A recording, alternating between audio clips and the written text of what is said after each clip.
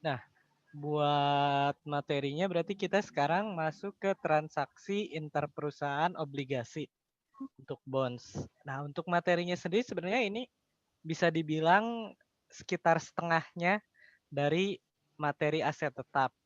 Kalau dilihat kan kemarin di rangkuman aset tetap itu kurang lebih sekitar 10 slide, sedangkan di obligasi itu cukup di 6 slide. Itu pun Iya. karena banyaknya tuh karena ini, ada slide khusus buat amortisasinya. Sebenarnya bisa lebih pendek lagi gitu. Karena materinya emang dikit banget. Kalau di kelas sudah masuk belum ke materinya? Belum. Udah belum? Belum. Oke. Udah nih Kak. Udah, tapi baru satu pertemuan. Baru satu pertemuan. Baru dibahas singkat-singkat mungkin ya. Iya, baru kok. Oke, nah materinya sendiri sebenarnya cukup sederhana. Fokus utamanya kita itu nanti akan yang pertama tuh yang harus kita perhatikan banget khususnya di bonds itu terkait dengan tanggal transaksinya. Nah, kenapa penting? Karena nanti ada dua tanggal yang menghasilkan angka yang berbeda gitu. Nah, setelah tanggal transaksi itu kita harus perhatikan terkait dengan present value juga. Jadi balik lagi kalau nggak salah ini materinya tuh dari pengakun, AKM sama Mankeu sempat dibahas di mana present value-nya tuh kan ada yang single sama ada yang annuity. Nah, kalau yang single kan rumusnya cukup 1 plus I pangkat N. Iya ya, kalau nggak salah rumusnya tuh kayak gini. Sedangkan kalau yang annuity itu 1 plus I pangkat N dibagi I. Sebentar, saya cek dulu di catatannya. Itu pangkat N apa minus N ya Kak? Oh, ya minus N. Sorry, kelupaan minus N. Atau kalau mau lebih rapih lagi bisa langsung aja tinggal 1 plus I Iya. pangkat N. Iya. Gitu. Jadi di sini juga kita ganti aja biar nggak ada minus-minusnya. 1 plus I pangkat N dibagi I. Nah, kurang lebih kan rumusnya tuh kayak gini. Present value sama anuitas. Nah, cuman yang bikin agak tricky-nya tuh nanti di beberapa kasus kita justru I-nya tuh tidak diketahui. I-nya itu justru yang harus kita cari gitu. Nanti cara nyarinya gimana? Ada dua cara. Sebenarnya ada lebih sih, cuman yang umum dipakai tuh ada dua. Yang pertama kita lewat interpolasi, yang kedua kita menggunakan fungsi solve di kalkulator. Nah, kalau yang interpolasi ini tuh lebih cepat. Cepatnya tuh maksudnya tuh kita nggak perlu pakai rumus ribet-ribet, dia cukup sederhana. Kalau fungsi solve, dia itu akurat. Cuman agak lambat gitu, karena kalkulatornya itu buat ngeprosesnya itu bisa makan 1 sampai 3 menitan. Cuman ada trik buat ngakalin kecepatannya itu kita sebelum ujian atau sebelum dipakai, kita coba berkali-kali fungsi solve-nya. Jadi kesannya itu kayak kalau mesin tuh kita panasin dulu sebelum kita pakai. Jadi si kalkulatornya juga kita panasin, kita coba nge-solve beberapa kali biar nanti pas ujian lebih cepat. Biasanya kalau udah berkali-kali nantinya jadi lebih cepat si kalkulatornya itu. Tapi jangan dimatiin sebelum ujiannya. Jadi biarin nyala terus biar kayak panas gitu mesinnya. Oke, sama yang terakhir ya kayak biasa eliminasinya. Sorry, bukan eliminasinya, amortisasinya. Nah, jadi kurang lebih poin-poin pentingnya tuh ada 3 terkait tanggal transaksi, kemudian present value, di mana present value-nya tuh yang bikin ribetnya tuh kalau kita harus nyari I-nya juga, terus nyambung nanti kan ke amortisasinya. Nah, biar lebih gampang ngebedainnya gimana sih maksudnya? Lebih gampang kalau kita langsung pakai contoh kasusnya. Contohnya yang di slide-nya. Yang udah dibagiin ya kalau nggak salah di Classroom. Udah, Kak. Aku punya. Nah, kita kasih contoh lewat ini. Pertama kasusnya itu diketahui ya, P itu punya kepemilikan di S sebesar 80%. Nah, kemudian pada tanggal 2 Januari, berarti di sini awalnya tuh kuncinya tuh di 2 Januari 2018. Nah, pada 2 Januari 2018 S membeli obligasi P. Jadi si S itu membeli bonds-nya si P dari broker. Nominalnya 1 juta, kemudian kurs 95%. Nah, dari kalimat ini kan ada beberapa keterangan. Yang pertama, S membeli obligasi P. Nah, ini downstream atau upstream? Upstream. Coba Iya. S membeli obligasi P. Iya, upstream kan, Kak? Downstream. Loh. Nah, coba nih kalau kita ganti kalimatnya. P menjual yang ke S. P iya. menjual ke S kan downstream, cuman di sini bahasanya S membeli. Kenapa S membeli obligasi P? Karena kalau bonds itu transaksinya tuh biasanya kayak gini ya. Jadi nggak langsung. Jadi misalkan ada P itu menerbitkan, atau biasanya kita kasih istilah itu issued, menerbitkan bonds. Nah, si bonds itu dijual ke pasar atau lewat broker gitu. Pasar atau broker.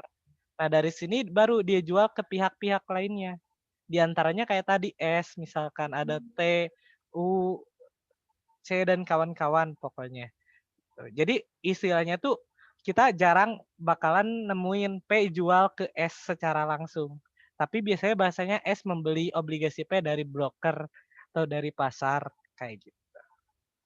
Jadi di sini meskipun kesannya kayak upstream, sebenarnya downstream. Cuman kayak kita lihatnya dari sudut pandang si S. Biasanya kan dari P menjual atau P membeli. Kalau ini dibalik dari S.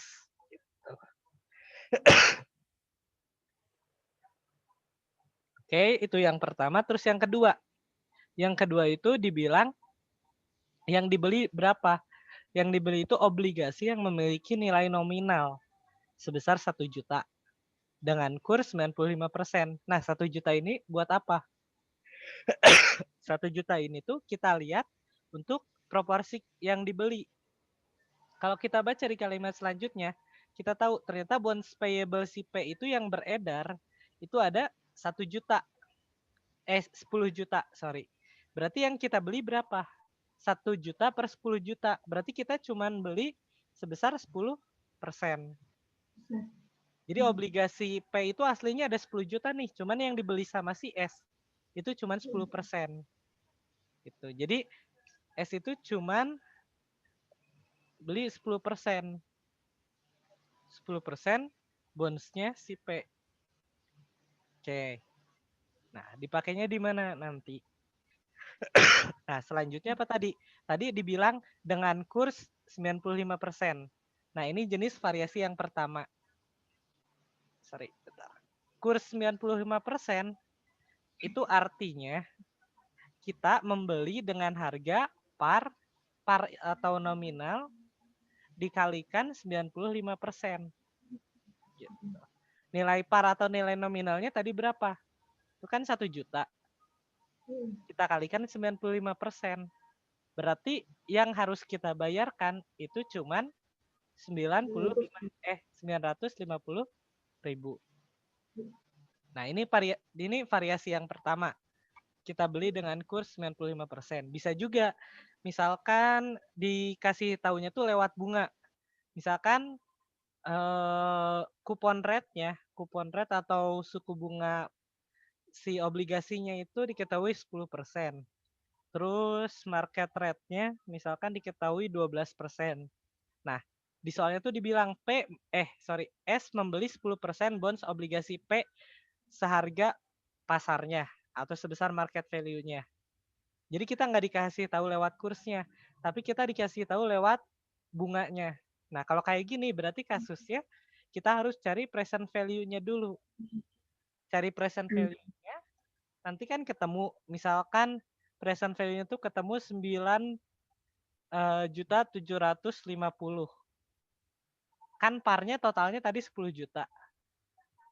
Nah, kita tadi kan belinya cuma 10%, berarti yang harus kita bayar itu cuma 975.000. Contohnya ya, ini contoh lainnya. Berarti stepnya bakalan lebih panjang. Kalau yang diketahuinya tuh lewat suku bunga, karena kita harus nyari present value-nya dulu. Nanti dari present value-nya cari proporsi yang kita beli berapa. Sedangkan kalau pakai kurs kan lebih sederhana. Langsung kita kali aja 95% kali 1 juta. Cuman masalah selanjutnya, ketika kita pakai kurs, kita kan nggak tahu market rate-nya berapa persen. Nah, berarti kita harus nyari. Jadi sebenarnya justru yang pakai kurs itu lebih ribet. Kenapa? Karena kita harus nyari yang tadi dibilang di poin kedua. Nyari I. I di sana tuh yang kita maksud dengan market rate. Kita harus nyari ini. Kayak maksudnya tuh gimana? Jadi kan 950.000 ini dianggap sebagai fair value atau market value-nya si bonds. Nah, untuk mendapatkan nilai 950.000 ini, berapa sih market rate yang harus berlaku di pasarnya? Untuk apa? Karena kan kita pakai rate ini tuh untuk nanti menghitung amortisasinya. Jadi sebenarnya meskipun di awal kelihatannya lebih sederhana, justru yang pakai kurs itu malah lebih ribet. Karena kita harus nyari market rate-nya. Kalau present value kan rumusnya lebih sederhana gitu, lebih to the point lah ngerjainnya. Kalau ini kan harus pakai interpolasi atau fungsi solve. Jadi kelihatannya lebih ribet kalau pakai kurs. Nah, makanya di sini kita contohinnya pakai kurs aja. Soalnya kalau pakai rate biasa kan langsung ya udah tinggal present value-in, gampang, udah ketemu. Nah, sekarang gimana kalau pakai kurs? Tadi kan udah tahu nih, kita beli 950.000. Oke. Selanjutnya di kalimat berikutnya kan bonds payable-nya beredar 10 juta dengan bunganya 10%. Nah, 10% di sini tuh kupon rate atau bunga obligasinya. Oke. Terus ada tambahan nih, unamortized premium 100.000. Artinya apa? Ketika P menerbitkan obligasinya, dia terbitkan dengan harga premium. Nah, kalau premium artinya apa? Coba, kalau premium itu kupon rate-nya lebih gede atau lebih kecil dari market rate? Lebih gede. Oke, berarti kan kalau misalkan kupon rate-nya 10%, market rate untuk si P, berarti dia pasti kurang dari 10%. Market rate-nya kan pasti kurang dari 10% nih. Cuman pertanyaannya berapa? Itu kan nggak ketahuan. Artinya kita punya 2 PR nih. Terkait market rate itu ada 2. Yang pertama itu untuk si P, ketika menerbitkannya waktu itu berapa, terus ketika si S membeli. Gitu. Jadi kita punya 2 PR gitu buat nyari market rate-nya tuh untuk si P berapa, untuk si S berapa. Harus kita cari. Gitu. Oke. Selanjutnya tadi keterangannya. Ini kalau di total ya ketemu saldonya 10.100.000. Sisa jatuh temponya 5 tahun lagi. Bunganya dibayar setiap 1 Januari dan 1 Juli. Berarti yang harus kita cari itu adalah si bunganya dulu. Kita cari bunganya dulu ya biar sekalian aja. Nah, oke, kita mau yang P dulu atau yang S dulu? Yang P. Oke, yang P. Jadi kan diketahui nih, si saldonya itu kan 10.100.000. Kalau aku tanya, itu berarti kita nyari bunganya yang P sama S. Iya, dua-duanya. Karena kan nanti kita harus bikin yang ini nih. Nah, tabel amortisasi. Kita kan amortisasiinnya pakai suku bunga pasar ketika diterbitkannya berapa. Nah, untuk ketemu angka contohnya di sini nih interest expense-nya kita dapat dari mana? Kita kan nggak diketahui ya. Di soal tadi kan nggak dibilang berapa. Cuman dikasih kupon rate-nya doang. Kupon rate kan untuk ngitung cash-nya yang dibayarkan atau yang diterima. Jadi kita kan nyarinya gimana nanti interest expense-nya kalau nggak ada market rate-nya atau bunga efektifnya. Kalau istilah akuntansinya mungkin lebih sering pakai bahasanya tuh bunga efektifnya berapa sih. Nah, makanya itu. Sedangkan untuk S kan ngitungnya interest revenue. Berarti dia juga butuh bunga efektif atau market rate-nya berapa. Jadi kita PR-nya 2 nih. Kalau soalnya bentuknya kayak gini, nggak dikasih tahu market rate-nya. Kita harus nyari buat si P dan nyari buat si S. Dua-duanya tuh beda. Jelas, apalagi di sini kan kelihatan. P itu tadi premium, sedangkan S itu kondisinya tuh diskon. Gitu. Ini jelas pasti beda kan bunganya. Iya. Nah, berarti kita cari nih satu-satu. Tadi kan P dulu ya. P dulu itu kan kita tahu nih, PV-nya tuh 10.100.000. Nah, 10.100.000 itu kan kita dapat dari mana? Dari PV yang 10 juta yang pokoknya, terus dari anuitas atau PVA dari bunganya. Bunganya tadi berapa? Tadi kan 10%. Tapi apa? Kita pakainya kan semi anual. Tadi kan dibilang dibayarnya 1 Januari sama 1 Juli ya. Berarti kita bagi 2, 5%. 5% kali 10 juta itu 500.000 ya. Berarti kita harus nyari PVA dari 500.000-nya berapa sih? Gitu. Nah, ini kan mau pakai interpolasi dulu atau mau pakai kalkulator langsung fungsi solve? Mau interpolasi dulu Kak. Itu yang kayak Mankau ya Kak ya? Ya, persis kayak di manajemen keuangan. Nama kerennya kan interpolasi, tapi sebenarnya itu tuh kasarnya tuh kayak trial and error. Karena kan cara buat iya kan? Karena buat ngerjainnya tuh kita harus pemisalan dulu. Kita tahu kan tadi si market rate-nya itu pasti kurang dari 10%. Nah, kita coba nih. Kita coba misalkan pakai market rate-nya itu yang klasik aja. Kita selisih 2%. Berarti kita coba 8%. Karena ini semi anual, berarti nanti di kalkulator kita hitungnya tuh 4%. Kalau kita tulis rumusnya, berarti untuk yang pokok itu 10 juta dikali 1/1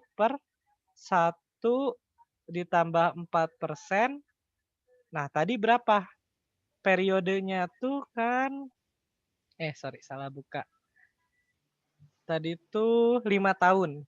Tapi kan karena semi anual jadi kali 2. Berarti 10. Kemudian untuk yang bunganya tuh tadi kan 500.000 kita kalikan dalam kurung 1 minus 1/1 plus 4% pangkat 10 juga dibagi 4%.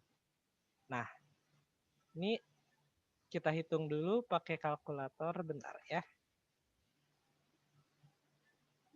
10 juta 1 kali. Sebenarnya bisa lebih cepat sih kalau di Excel. Coba ya. Sama dengan PV. Kita pakai Excel aja biar lebih cepat ya. Rate-nya itu tadi 4%. Payment-nya 10. Each period. Tadi itu 10. 1, 2, 3.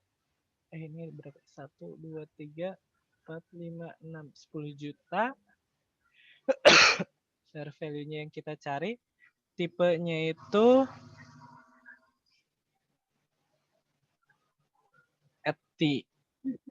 and ini harusnya dibikin minus ya. 8 juta. Ini salah nggak ya? 957 10 10 8. Oh, kebalik. bukan di sana. Harusnya di sini diisinya. Tuh 23, tuh 23. Nah, coba kalau pakai kalkulator hasilnya berapa? Bentar. Tadi coba cek dulu. Aku lupa tadi apa.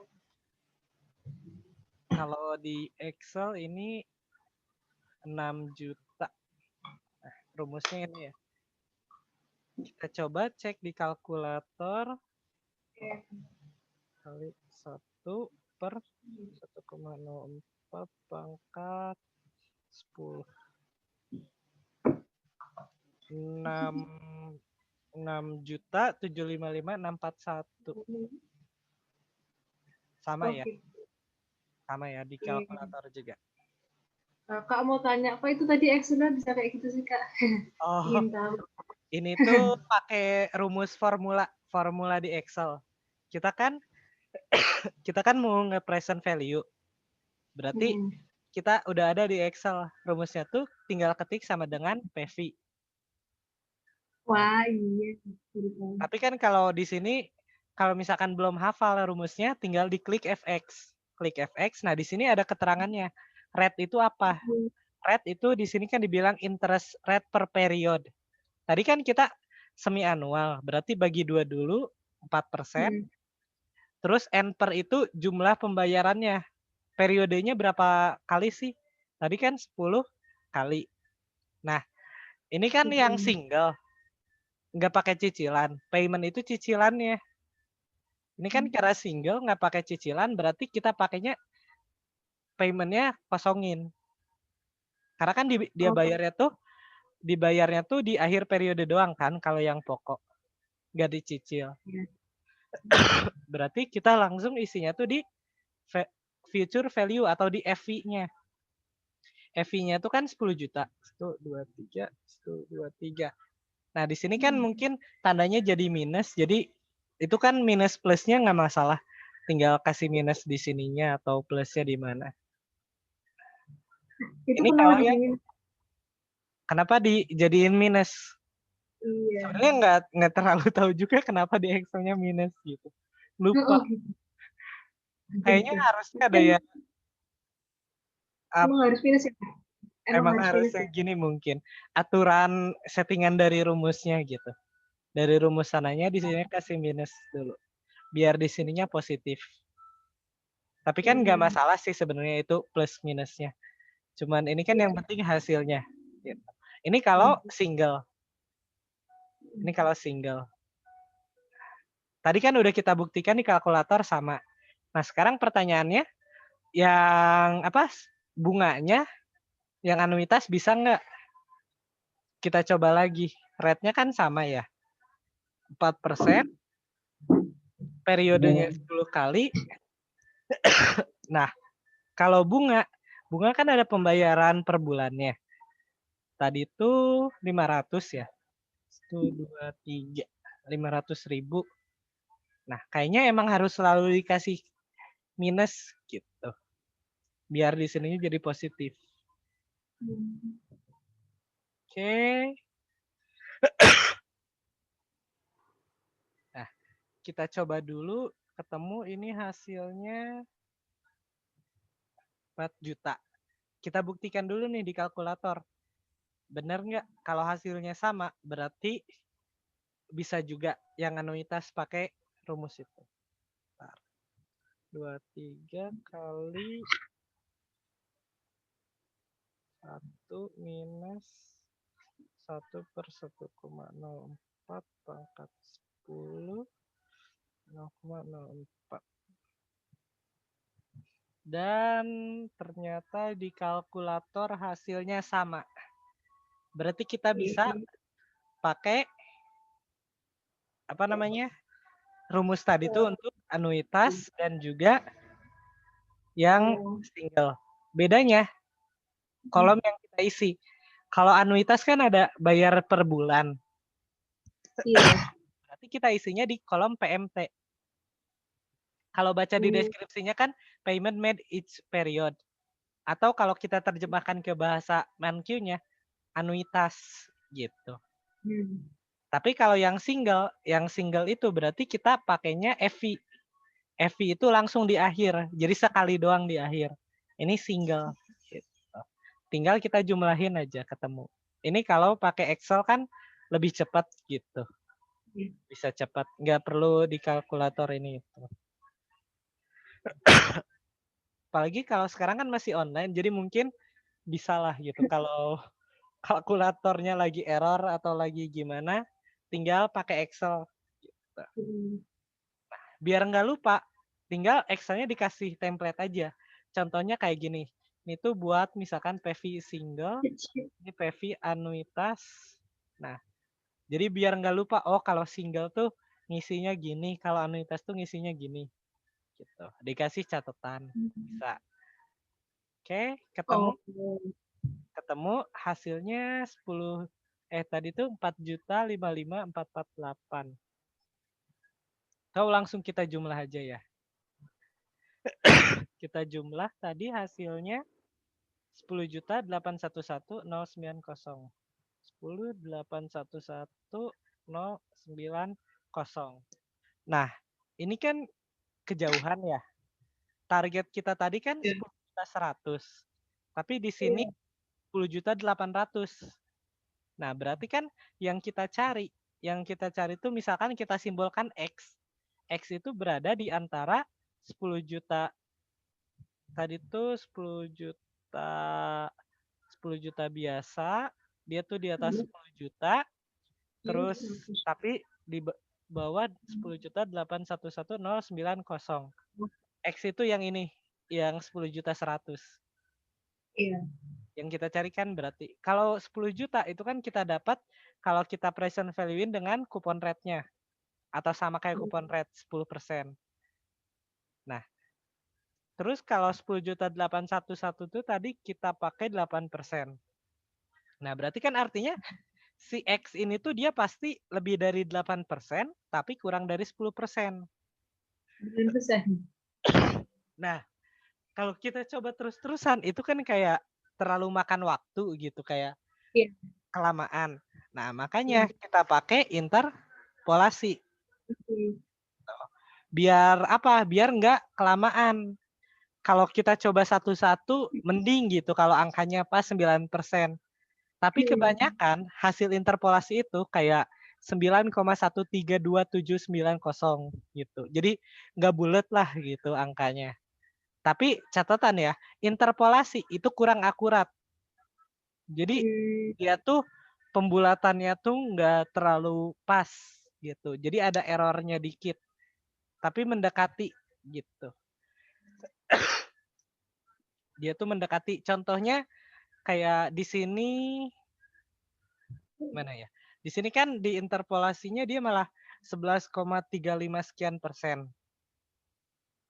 Contoh yang di slide itu. Padahal kalau kita pakai fungsi solve itu nanti hasilnya tuh 11,34 sekian.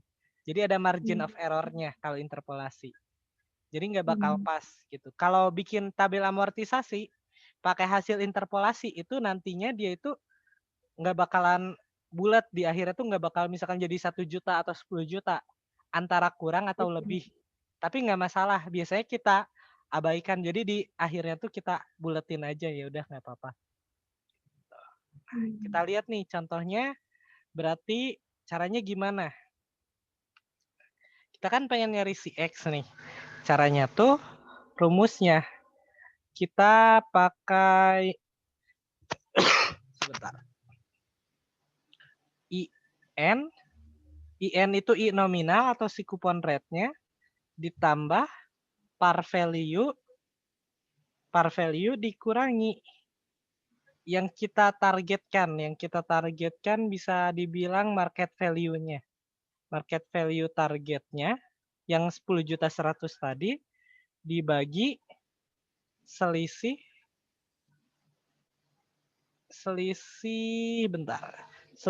value yang nominal dikurangi pemisalan. Misalkan kita pakai Z pemisalannya tuh. Kali IZ dikurangi I nominal. Nah, kalau di sini kan mungkin kayak masih pusing.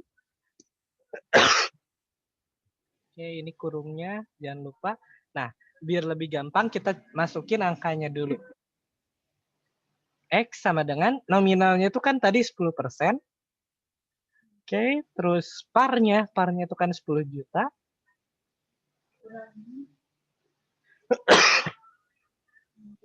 Terus yang kita cari itu tadi kan 10 juta 100. 10 juta 100. Selisihnya, nah di sini selisih N min Z itu yang tadi. Nah, N itu yang ini value N, yang ini tuh kita simbolkan value Z. Yang kita misalkan tadi, kita kurangi selisihnya kan 811.090. Kita kalikan, kita kali IZ, pemisalan Z tadi kan pakainya 8%, dikurangi 10%. Oke, nah tinggal dikalikan. Nah, jadi itu dikurangi kan yang mana? kurang 10,1. Ininya Itu yang 10 juta kurangi 10,1. oh iya, benar. Sorry, salah ngasih tanda. Bukan kali ya kurangi. Iya. Nah, jadi sebenarnya pada dasarnya tuh interpolasi. Kenapa nggak akurat? Karena dia pakai sistem proporsi. Gitu. Kalau kita lihat di sini kan 100.000, kita tuh cuma butuh 100.000, tapi tadi naiknya malah naik 800.000. Jadi kayak kita proporsi ini, 100/800.000 kan kurang lebih 1/8. Nah, selisih antara 8 ke 10% kan 2%. Jadi 1/8 kali 2%. Jadi kayak diproporsiin. Namanya keren interpolasi, tapi konsepnya tuh aslinya tuh proporsi doang. Gitu. Kita cuma ngeproporsiin. Nah, coba kita hitung hasilnya berapa.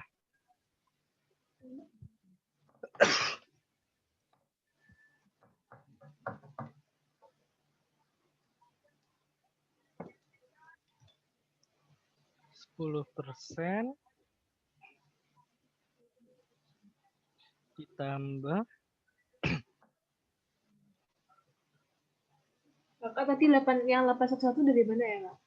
dari selisih pemisalan dengan yang par value-nya. Oke.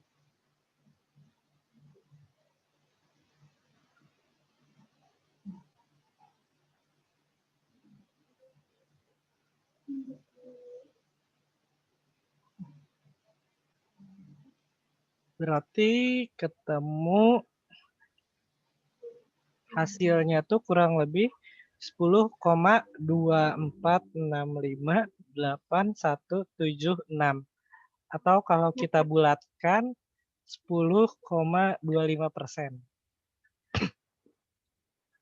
Nah, ini kan kalau pakai interpolasi.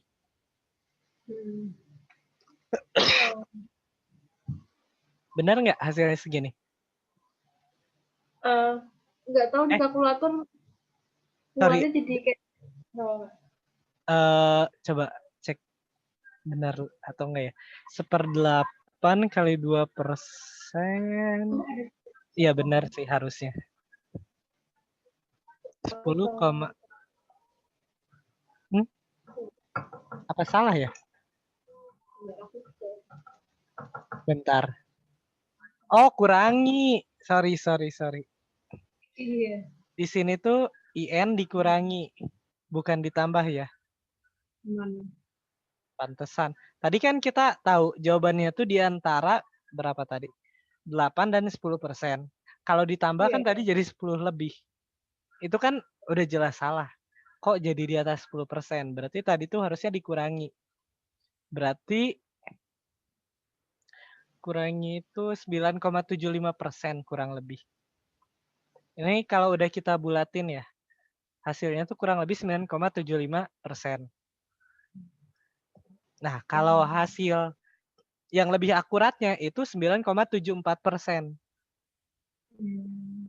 Nah, kenapa? Soalnya kalau kita pakai 9,75, coba kita hapus dulu, ini kita jadiin 9,75. Nah, kalau kita lihat nanti Di amortisasinya tuh nggak bulat. Kelihatan kan di sini. Hasil akhirnya tuh nggak 10 juta, nggak 10 juta bulat, tapi ada lebihnya. Tapi nggak apa-apa. Biasanya di sini kita adjust sendiri aja amortisasinya. Dipas-pasin gitu. Dimanualin di tahun terakhirnya. Biar hasilnya sama. Karena kan tadi interpolasi itu dia cuman sistem proporsi. Makanya kurang akurat gitu. Makanya sekarang kita coba pakai yang kedua. Bentar, sebelum yang kedua yang di sini ada pertanyaan dulu nggak? Enggak. Oke. Nah, kalau yang kedua kita pakai fungsi solve dari kalkulator. Di Mankey udah pernah coba pakai belum? Di AKM bahkan udah pernah tapi lupa, Kak. Oke. Ini gampang banget caranya tuh. Kita kan tadi nyari 10 juta 100. Kita tulis dulu. Nah, 10 juta 100 itu kan berasal dari mana? PV yang pokok itu kan 10 juta. Rumusnya tuh dikali 1 per 1 plus I pangkat 10. Oke. Atau kalau biar sejajar, kita bikin kayak tadi itu 1 plus I pangkat negatif 10 ditambah itu tadi bunganya tuh 500.000 dikali, kalau dirapihin jadi 1 minus 1 plus I pangkat minus 10 per I. Nah, rumusnya kan kayak gini. Cuman kan I-nya belum diketahui. Kalau kita pakai fungsi solve di kalkulator, kita salin semua rumusnya. Kita salin sama persis, kecuali I. I-nya itu kita ganti jadi X. Tulis sama dengannya juga tetap kita tulis. Caranya gimana? Kalau lihat di kalkulator kan ada shift sama alpha. Di ujung kiri atasnya tuh. Nah, di bawah-bawahnya ada simbol-simbolnya. Di bawah shift itu biasanya ada sama dengan. Sama dengannya kan warna merah. Nah, kalau warna merah berarti kita harus pencet alpha dulu, baru pencet tombol tersebut. Supaya keluar sama dengan. X-nya tuh ada di sekitar tengah kalau nggak salah posisi di kalkulator tuh. Dia warna merah juga, berarti pakainya alpha. Oh iya, di ini. Alpha. Ya, jadi kita tinggal tulis ulang semua rumusnya, tapi I-nya kita ganti X, terus nanti setelah ditulis ulang semuanya, kita pakai solve. Cari tombol solve, warnanya kuning. Berarti pakai pencet shift dulu, baru pencet solve nanti. Terus sama dengan nanti ketemu hasilnya tuh bakalan kurang lebih 9,74 sekian gitu. Kalau Atau yang sama dengan tadi alpha terus soft ya. gimana? Kalau yang sama dengan tadi alpha terus soft. Alpha. Iya, yang dekat solve. Kalkulatornya bentar, kalkulatornya sama nggak? Jam FX991 ID ya? Atau aku sih FX570 ES. Tapi samanya sih Kak. sama ya? Scientific. Ya, pokoknya lihat aja di sana tombolnya itu yang sama dengannya itu warna apa? Warnanya sama kayak alpha atau sama kayak shift? Alpha kan biasanya merah, shift itu kuning. Oh iya. Oke, Nah, nanti bisa tinggal Kak. disamain. Nah, kalau yang ini bakal akurat banget. 100% akurat. Kalau yang ini. Karena dia pakai algoritmanya tuh jadi kayak kalau diterjemahkan pakai bahasa manusia, kita tuh nyuruh ke kalkulator buat cariin dong nilai I supaya hasilnya 10 juta 100 gitu. Makanya hasilnya pasti akurat, dijamin 100% akuratnya tuh gitu. Tapi bisa perbedaan dengan interpolasi itu nggak terlalu jauh lah. Sekitar kasarnya tuh mungkin 0,01% range errornya tuh. Range error dari interpolasi itu kurang lebih biasanya 0,01%. Kayak tadi kan yang kita hitung 9,75, kurang lebih, tapi yang benarnya 9,74. Jadi beda 0,01%. Jadi kalau misalkan mau pakai interpolasi pun nggak masalah. Biasanya dosen nggak mempermasalahkan, atau mau pakai yang solve boleh juga. Cuman tadi sarannya, kalau mau pakai solve di kalkulator, itu harus dipanasin dulu kalkulatornya. Jadi sebelum ujian, coba minimal 3-5 kali lah kurang lebih pakai solve ini. Ngerjain aja soal sembarang gitu. Pakai solve, pakai fungsi solve. Biasanya makin lama makin cepat. Kalau dari pengalaman dulu sih gitu. Jadi sebelum ujian tuh kita coba pakai solve buat soal-soal bebas lah, random gitu. Supaya nanti pas mau kita pakai lebih cepat biasanya. Sekitar 1 menit atau 2 menit bisa. Tapi kalau pertama nge-solve biasanya bisa sampai 3 menit, bahkan sampai 5 menit gitu, tergantung kalkulatornya. Jadi dipanasin dulu aja kalau beneran mau pakai fungsi solve. Sebenarnya masih bisa pakai cara lain juga, kayak lewat Excel pun bisa. Cuman kayaknya terlalu ribet kalau nggak salah. Belum menemu cara cepatnya. Bisa juga lewat Excel. Cuman sementara yang lumayan cepat tuh baru yang 2 ini. Di Excel ada cara cepatnya, cuman lupa dulu tuh kayak gimana.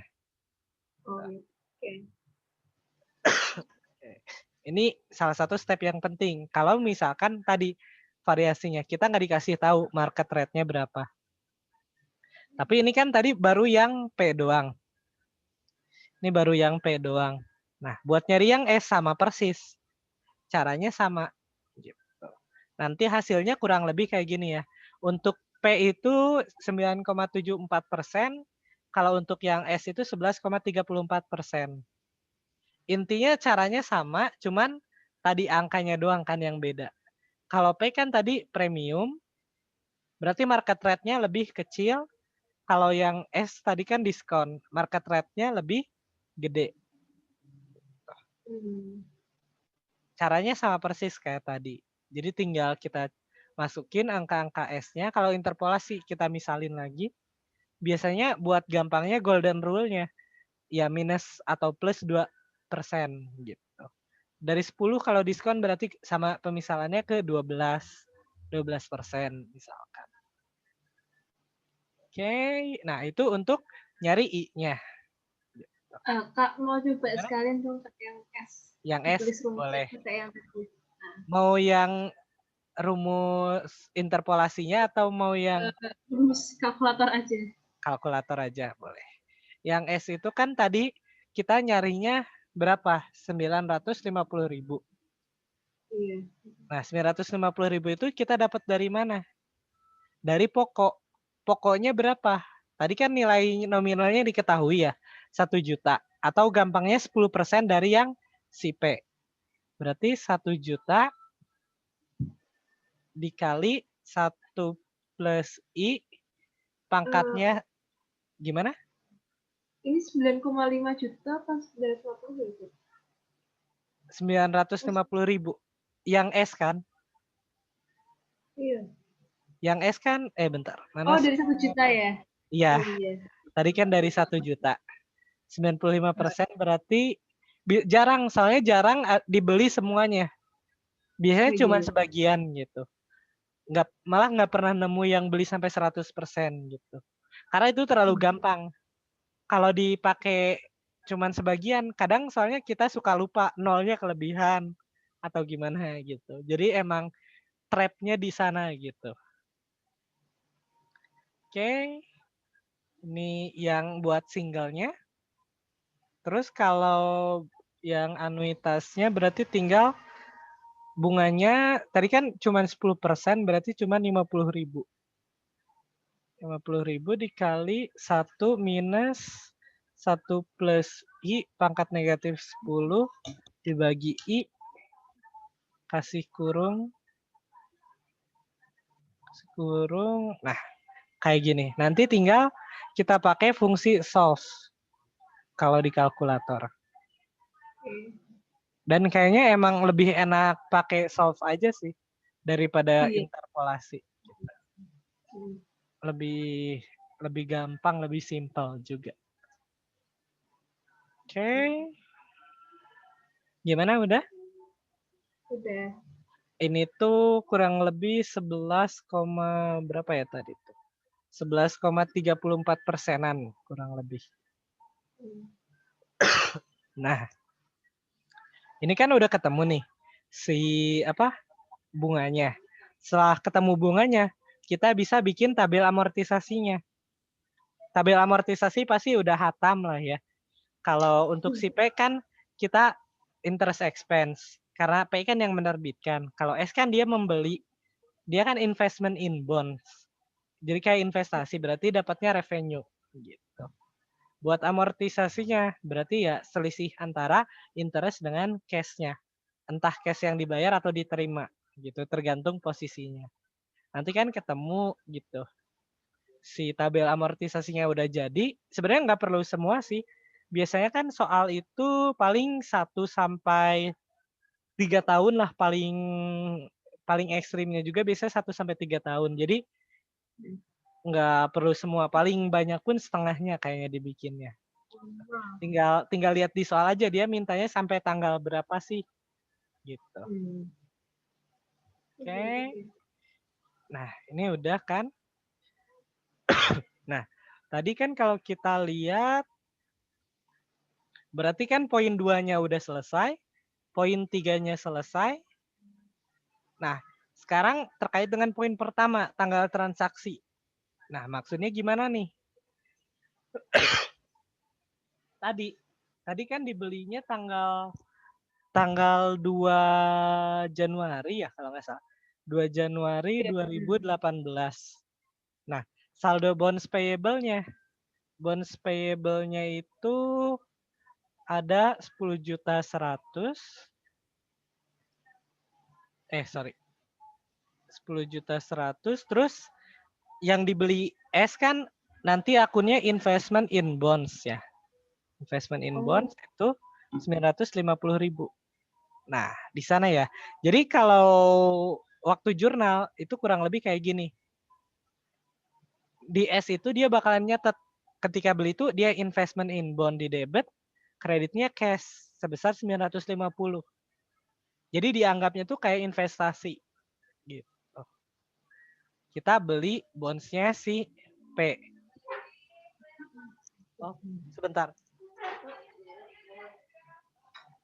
Ya, sama-sama. Oke, bentar. Tadi sampai mana? Jurnal ya? Iya. Nah, jadi jurnalnya itu nanti si S tuh kurang lebih kayak gini. Dia nyatet investment in bond di debit, terus pada cash sebesar yang dia bayarkan tadi, 950. Nah, oke. Selanjutnya tuh ada, bentar. Mana tadi notes? Nah, selanjutnya ada yang namanya tuh constructive gain or loss. Gitu. Nah, constructive gain or loss tuh maksudnya apa? Nah, ini tuh jadi kita mengasumsikan pada tanggal tersebut ketika S atau perusahaan anak membeli bonds dari si induknya, itu tuh kesannya tuh kayak kita melunasi. Jadi si S itu kesannya bukan membeli obligasinya, tapi melunasi obligasinya. Karena kan dari pandangan konsolidasi, P dan S itu kan nanti jadi satu kesatuan, jadi satu individu sendiri gitu. Jadi ketika kita kan si P nerbitin terus dibeli sama si S, itu kan kesannya kayak S ngelunasin bondsnya si P. Makanya istilahnya tuh ada antara constructive gain or loss atau istilah lainnya tuh ada gain on retirement. Retirement of bonds kalau nggak salah sih nama lainnya tuh. Nah, retirement itu kan kalau diterjemahin secara kasar tuh dipensiunkan. Tapi kalau dalam akuntansi itu retirement di sini tuh maksudnya tuh kayak dilunasi. Gitu kesannya. Jadi kan pertamanya P nerbitin nih bonds. Nah, harusnya kan dibayarnya tuh dilunasinnya tuh 5 tahun lagi. Harusnya kan 5 tahun lagi nih. Tapi ternyata si S beli bondsnya P, dibeli sama S. Padahal S itu punyanya si P gitu. S kan dibeli oleh si P sebanyak tadi tuh berapa? 80% ya. Jadi di sini tuh di akuntansi itu diasumsikan, oh ketika S beli si P itu, beli bondsnya si P itu kesannya kayak dilunasin. Jadi kalau dibikin cerita tuh kesannya kayak sama induknya tuh nyuruh ke anaknya, hey anakku gitu, lunasin dong sebagian bondsnya gitu. Jadi kayak Oke. kesannya tuh kayak gitu kalau di akuntansi. Nah, cuman yang jadi pertanyaan, angka yang kita pakai itu gimana? Apakah angka di awal transaksi atau ketika setelah penyesuaian? 31 Desember kan kita amortisasi. Nah, yang kita pakai apakah tanggal yang pertama atau tanggal yang kedua? Nah, yang jadi pertanyaan kan itu. Dan jawabannya itu dua-duanya dipakai. Kalau di tanggal yang pertama itu tuh kan kesannya dilunasi. Kalau dilunasi berarti kan bonds payable-nya kita debit, investment in bond-nya kita kredit. Bonds payable-nya itu kan tadi cuman berapa persen? 10% doang. Berarti kan cuman 1 juta. Jadi nggak semua yang kita hapus. Tapi ya sebesar yang dibeli sama si S-nya doang. Nah, ketika kita jurnal kayak gini, ini kan ada selisih nih. Selisihnya kemana? Selisihnya tuh biasanya kita masukkan ke constructive gain atau gain on retirement. Gitu namanya. Tapi, ada tapinya nih. Ini kan ketemu nih 50.000. Yang jadi masalah, jurnal ini tidak pernah ada. Jurnal gaib istilahnya tuh. Kita kan nggak ngejurnal. Di tanggal 2 Januari, P ngejurnal ini nggak? Enggak kan? S ngejurnal ini nggak? Enggak. Konsolidasi ngejurnalnya kapan? Akhir periode 31 Desember. Berarti jurnal ini ada nggak? Nggak ada. Makanya ini kita sebut jurnal gaib gitu. Karena kita nggak bikin jurnalnya, tapi yang kita butuhkan apa? Yang kita cari cuman ininya, angkanya. Dia itu ada constructive gain or loss nggak? Gitu. Jadi karena kan tadi sebenarnya ini itu belum dilunasi gitu. Belum di-retire, cuman diasumsikan doang gitu. Makanya ini tuh istilah gaulnya tuh jurnal gaib gitu. Jadi kalau misalkan kita nih belum tahu gimana cara ngitung constructive gain or loss-nya, kita bentukin jurnal gaib ini. Tapi kalau udah paham sih, kita tinggal carinya bonds payable, selisihkan dengan investment in bonds. Cukup kayak gitu aja. Gitu. Cuman kan nanti hasilnya kita nggak tahu itu gain or loss. Kadang-kadang lupa kan, apalagi kalau lagi panik. Ini ketemu nih 50.000, tapi 50.000-nya tuh gain atau loss. Nah, kalau kita lagi bingung gitu, bikinlah jurnal gaib ini gitu. Oh, kalau di kredit kan kita tahu nih, ini tuh pasti revenue. Alias kalau revenue itu berarti gain gitu. Jadi untuk memudahkan lah istilahnya tuh ini tuh. Kita nggak bikin jurnalnya tapi untuk memudahkan aja. Oh, berarti ada nih. Nah, terus si angka ini dipakai buat apa? Tadi kan jurnalnya nggak ada. Nah, angka ini tuh akan kita pakai ketika kita pakai metode ekuitas. Di mana ketika kita bikin metode ekuitas ada yang namanya income from S. Gitu. Jadi kita masukin nih, tapi masukinnya di mana? Kan di income from S itu kita ada net income, kita tambahkan. Terus ada amortisasi, itu kan bisa tambah, bisa kurang, tergantung kasus. Nah, di sini ada constructive gain. Misalkan ya, constructive gain kan di sini kasus ya. Nah, kita tambahkan nih. Kita akan tambahkan ke sini. Sebesar berapa tadi? 50.000. Jadi 50.000 yang atas ini, yang kita kotakin tadi, kita pindahin ke income from S. Kalau constructive gain menambah. Kok nambah? Kemarin kan aset tetap, terus inventory kita kurangi. Kenapa? Karena kan kalau kemarin itu kita pakai bahasanya unrealized. Unrealized. Kalau ini justru kebalikannya. Ini kan sebenarnya belum ada apa-apa, tapi kita asumsikan kayak udah terjadi. Kalau udah terjadi kan berarti udah realize. Makanya jadinya di sini tuh konstruktif gain itu justru kita merealisasikan hal yang sebenarnya belum terrealisasi gitu. Jadi Oh, konstruktif gitu. gain. Makanya konstruktif gain itu plus, bukan minus. Karena dia bukan unrealized gitu. Hmm. Nah, tapi yang agak tricky-nya, ini kan udah nih, konstruktif gain yang pertama ini tuh kan berasal dari tanggal transaksi.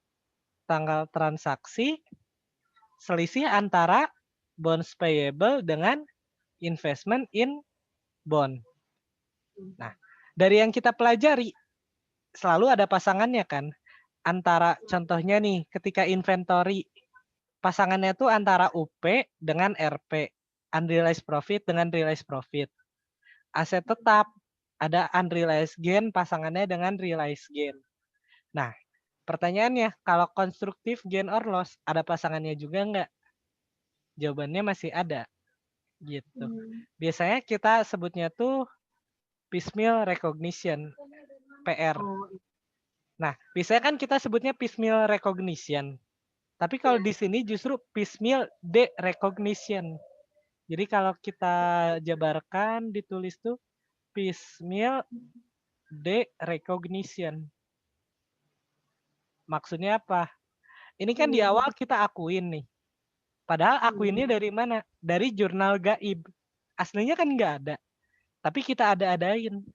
Makanya di piecemeal recognition, kalau dulu kan yang RP dan RG ini kan kita sebut piecemeal recognition karena sebelumnya belum kita akui, baru kita akui.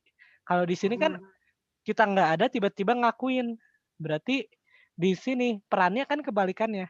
Kalau kita ngakuin yang sebelumnya jadi ada, berarti kita di sini menghilangkan gitu, menderecognition gitu. Jadi membuang yang gaib ini gitu. Kita buang nih yang gaib. Maka kita bikin piecemeal recognition-nya tuh pasti kebalikannya. Pokoknya kebalikannya gitu. Kalau di atasnya plus, berarti di bawahnya minus.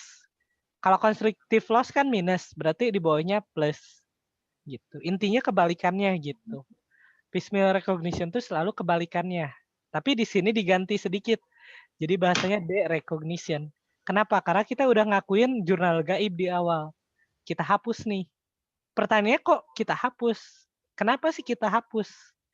Karena jurnal gaib ini udah kita ganti dengan jurnal yang asli. Nah, jurnal yang aslinya tuh apa? Jurnal yang aslinya tuh ini, di P. Dia kan pasti di akhir tahun tuh bikin jurnalnya tuh interest expense, terus kan kalau misalkan udah dibayar bunganya kan cash. Kalau belum dibayar berarti kan interest payable. Terus di sini ada bonds buat amortisasinya kan, bonds payable. Sedangkan si S itu kan dia nanti ngejurnal interest revenue. Cash kalau udah dibayar, kalau belum kan berarti interest receivable.